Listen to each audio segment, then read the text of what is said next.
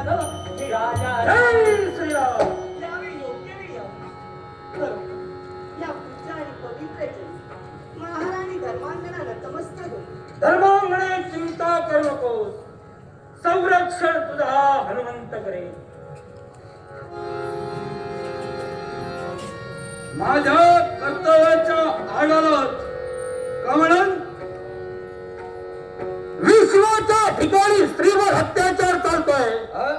या स्त्रीवर चाललेल्या अत्याचाराने आमच्या नेत्राने पाहिला आणि म्हणून त्याला आळा घालण्यासाठी सख्या हनुमंताची पावलं तुझ्या समोर वाहिली.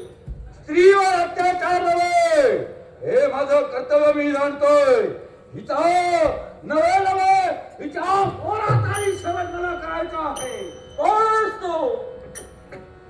विश्वात माझं नाव दूषण पुत्र प्रचंड केतू. हे प्रचंड केतू, काय असा अपराध नवजात बालकाला तुझा केला आणि म्हणून एका मातेपासून त्याची ममता, त्याचं वात्सल्य, त्याचं प्रेम तू हिरावून घेण्याचा प्रयत्न करतोयस. याचा बाप म्हणजे माझा वैर आहे. तो धर्मसाहेब ज्याला मला प्रतिकार केला त्याचं सर्वस्व मला हरकून घ्यायचंय. याचा बाप तुझा वैरी मला सुद्धा ऐकायचंय. धनुकुलात तुमचा जन्म, मग तुमचा धनुकुलात जन्म असून हिचा याचा बाप आणि हिचा पती तुझा वैरी कसा? साम्राज्यापर्यंत आक्रमण केलं. विश्व जिंकण्याची मनशा माझी होती, पण हिच्या पतीला त्या स्वर्गापर्यंत येऊन माझी स्वप्न उद्ध्वस्त केली. नाही सोडणार. प्रचंड घेतो.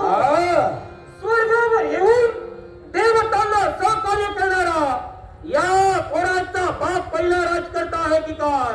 नव्हे. या अगोदर सुद्धा ज्यावेळी जम्बू राक्षस नाचला गेला त्यावेळी अजराजा स्वर्गाचा ठिकाणी आला.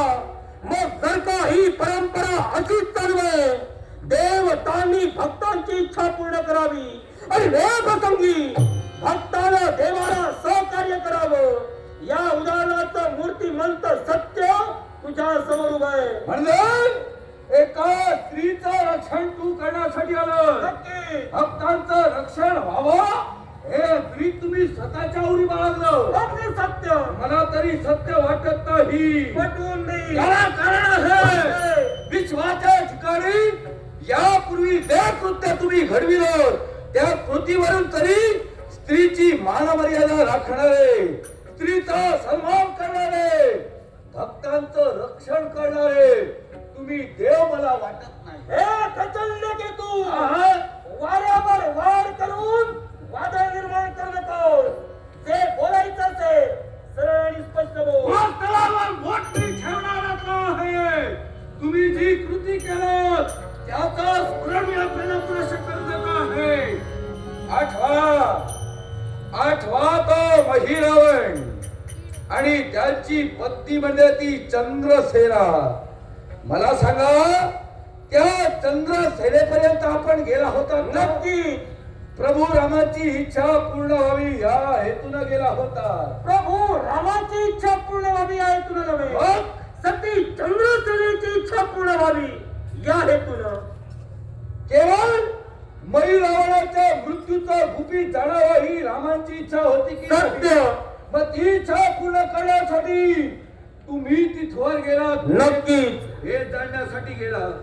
मग तो भेद आपण जाणीलाही, पण कोणत्या अटीवर?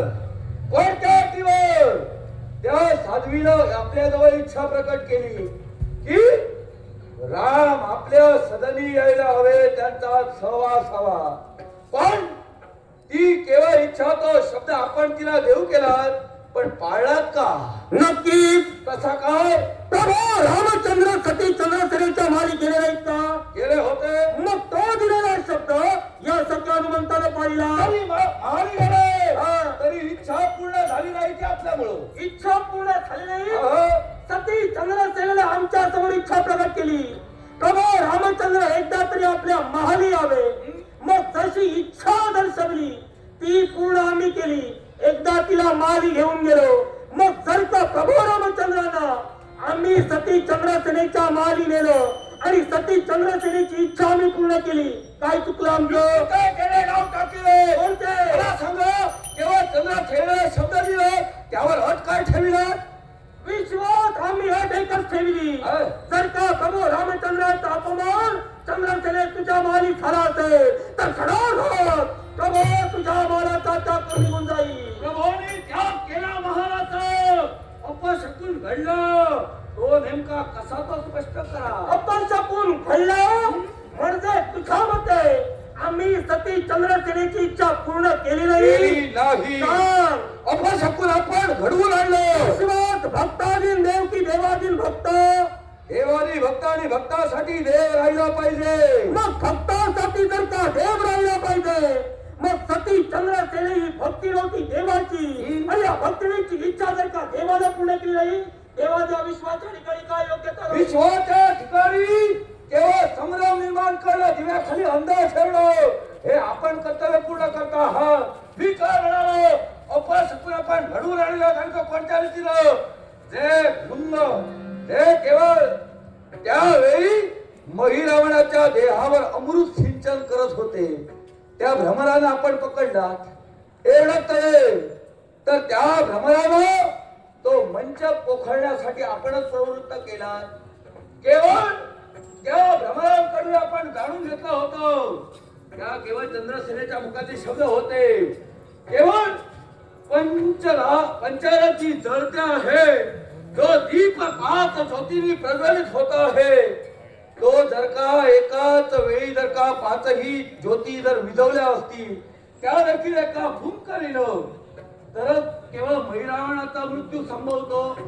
आपण भेद झालेलं केवळ ते पंचदीप विझविण्यासाठी पंचानन रूप धारण केला. विझविला देखील महिरावणाचा शेवट देखील केला, पण दिलेल्या शब्दानुसार आपण जागला नाही.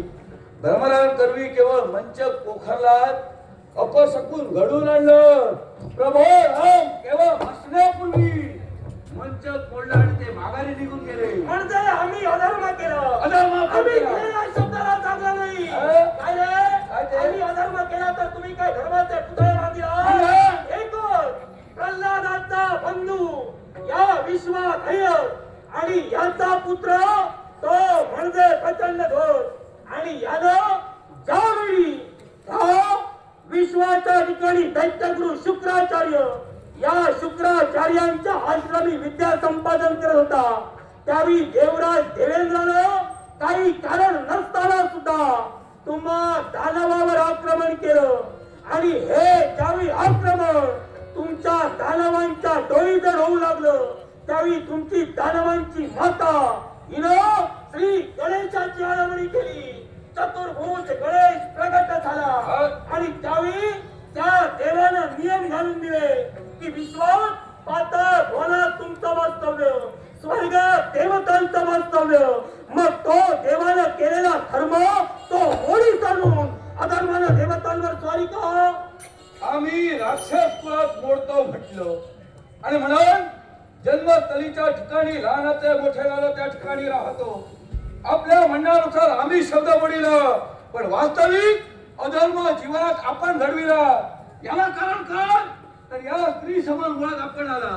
हिला आपलं मुख कमल दाखवण्यासाठी तत्पर झाला. इथंच मुळात पहिला अपशकून. मी हिला माझं मुख कमल दाखविलं. अपशकून होता. स्त्रीनं आपलं मुख पाहू नये, तिला फक्त मर्यादा घालून दिली ती शनिवारच्या दिवशी.